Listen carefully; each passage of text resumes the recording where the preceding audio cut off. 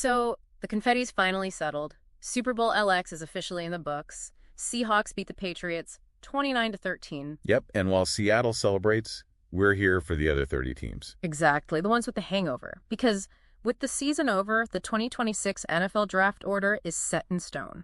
And this list, it's not just some administrative document. Yeah. It's a crime scene investigation. I like that. It tells you exactly what went wrong. It really does. The bad trades, the systemic failures, all of it. Okay, let's unpack this. We're not just looking at who is picking first, but the why. And let's start at the absolute bottom. Big number one. The Las Vegas Raiders. A really disastrous 3-14 finish. This was the quick fix strategy just completely hitting a wall, wasn't it? It seems like it. They hire Pete Carroll. He lasts 1 year. They trade for Geno Smith. And the whole thing just imploded. It was a total organizational failure. Well, Geno did lead the league in interceptions and sacks taken.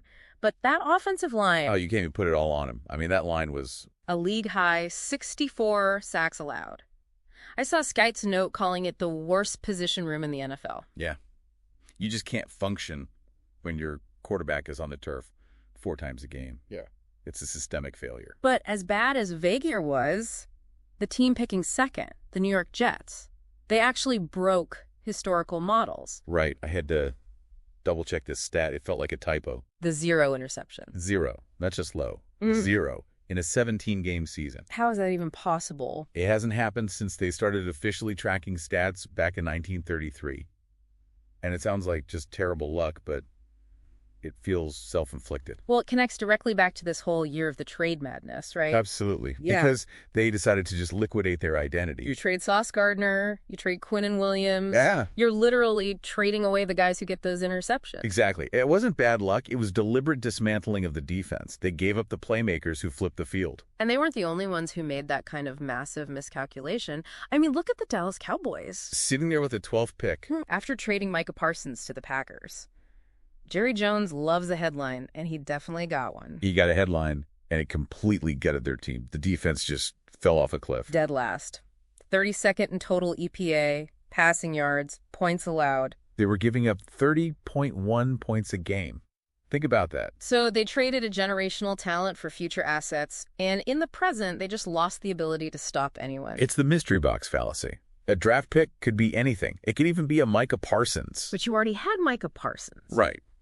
And speaking of draft picks, you have to look at the Titans at pick number 4. Yeah, that's the other side of the coin. They draft their guy, the rookie Cam Ward. But they don't build the wall in front of him. He faced a 45% pressure rate, highest in the league. You're essentially breaking your brand new investment before he even has a chance. Mm-hmm. So you have all these different types of failure. Now, contrast all that with the champs. The Seahawks. They were the anti-Raiders, really. Totally.